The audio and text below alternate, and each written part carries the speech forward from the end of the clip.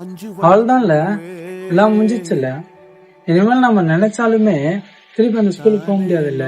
எல்லாம் அதே பெஞ்சில் ஒன்னா உட்காந்து சாப்பிட்டு ஒன்னா ஃப்ரெண்டா ஜாலியா இருந்து விளையாடிட்டு.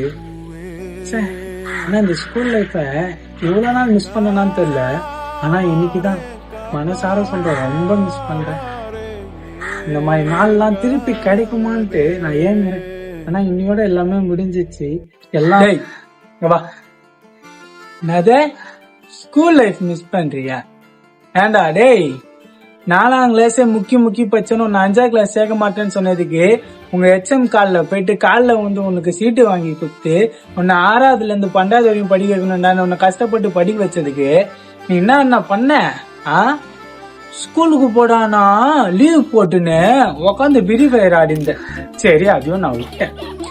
சரி, பரீட்சைக்காச்சும் ஒழுங்கா போயிடுவான்னு பார்த்தா ஒரு